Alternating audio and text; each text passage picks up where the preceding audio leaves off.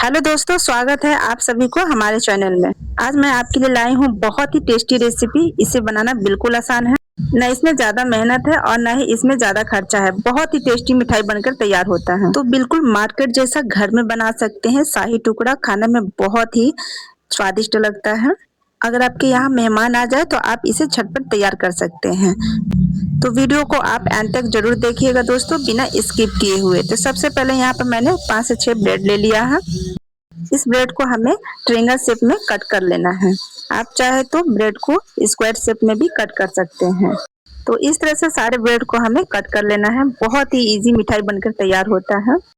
अब यहाँ पर एक बाउल में गुनगुना दूध लेंगे और इसमें हम 2 चम्मच कस्टर्ड पाउडर डालेंगे।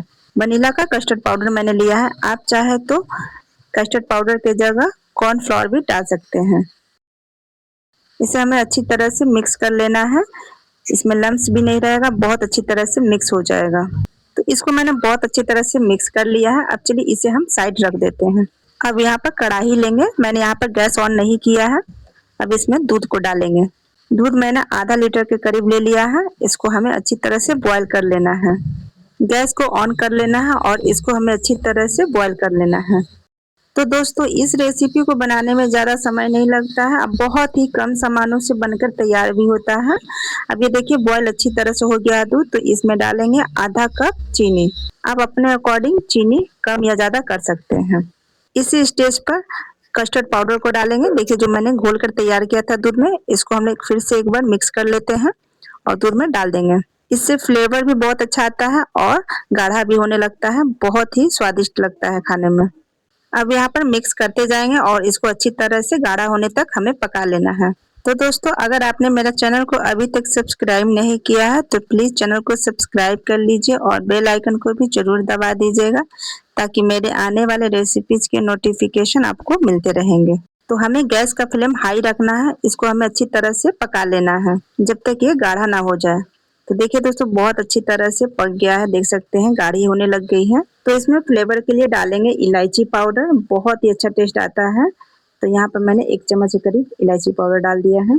तो ज़्यादा देर तक नहीं इसे पकाना है। 5 मिनट के लिए हमें इसे अच्छी तरह से पका लेना है। और ये देख सकते हैं बहुत अच्छी तरह से गाढ़ा हो गया है। अब यहाँ पर गैस को बंद कर देते हैं। ठंडा होने के बाद और भी गाढ़ी हो जाएगी।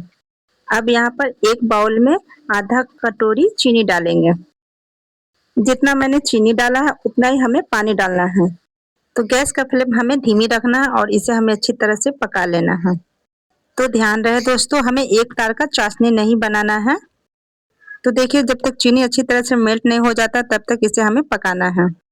तो गैस का फ्लेम ध्यान रहे दोस्तों, हमें धीमी रखना और धीमी आंच पर इसे हमें पकाना है।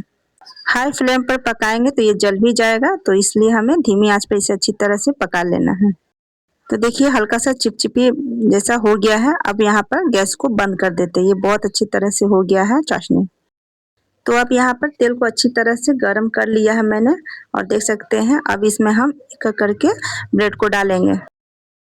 गैस का फ्लेम मीडियम रखना है और इसको अच्छी तरह से गोल्डन होने तक हमें पका लेना है।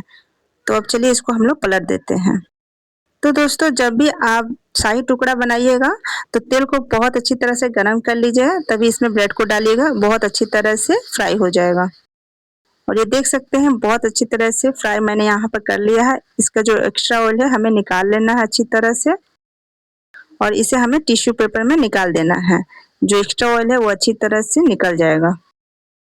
इसी तरह से सेम रिपीट करते हैं। यहाँ पर मैंने 4 ब्रेड डाल दिया है, देख सकते हैं। बहुत ही कम समय लगता है बनने में, ज़्यादा समय नहीं लगता है और इसमें ज़्यादा खर्चा भी है। बहुत ही इजी तरीके से ये मिठाई बनकर तैयार होता है। तो इसको मैंने बहुत अच्छी तरह से सीख लिया है। अब इसको हम लोग इस तरह से पलट देते हैं। आप चाहे तो इसे कम ऑयल में भी बना सकते हैं, धीमी आंच पर। बहुत अच्छी तरह से क्रिस्पी बन जाएगा और खाने में बहुत ही टेस्टी लगता है।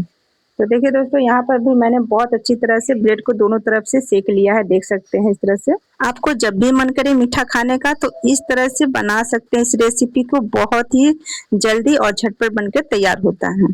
अगर आप इस तरह से बच्चों के लिए बनाते हैं तो बच्चे बड़े भी खाना पसंद करेंगे। तो देखिए दोस्तों, यहाँ पर जो ब्रेड है बहुत अच्छी तरह से फ्राई हो गया है। सारे ब्रेड को हमें इसी तरह से फ्राई करके निकाल लेना है। अब चलिए इसे सर्व कर लेते हैं। तो यहाँ पे मैंने एक प्लेट में रबड़ी को इस तरह से डाल दिया है। देखिए बहुत ही बढ़िया लगेगा खाने में। अब इसके बाद हमें ब्रेड को इस तरह से डालना है। तो इस रेसिपी को बनाने में ज़्यादा समय नहीं लगा दोस्तों, 5 मिनट बनाकर इसे बहुत ही जल्दी से तैयार कर सकते हैं। तो देखिए दोस्तों यहाँ पर मैंने सारे एक-एक करके यहाँ पर मैंने ब्रेड को इस तरह से डाल दिया है। अब इसके ऊपर हमें चाशनी को डालना है। जो चाशनी को बना के मैंने तैयार किया था इसके ऊपर हमें इस तरह से डाल देना है। अगर आपको ज़्यादा मीठा पसंद है तो आप इस तरह से चाशनी बनाकर इसके ऊपर से डाल सकते हैं। अगर आप कम मीठा खाना पसंद करते हैं तो आप रबड़ी डालकर भी खा सकते हैं, बहुत ही स्वादिष्ट लगेगा। तो इसके ऊपर मैंने चाशनी डाल दिया है। अब इसके ऊपर हमें रबड़ी इस तरह से डाल देना है। बहुत ही टेस्टी लगता है। आप इसे बहुत ही इजी तरीके से बना सकते हैं, खाने में बहुत ही स्वादिष्ट लगता है। तो इसके ऊपर से मैंने जो रबड़ी है इसको डाल दिया है। तो आप इस तरह से तैयार कर सकते हैं।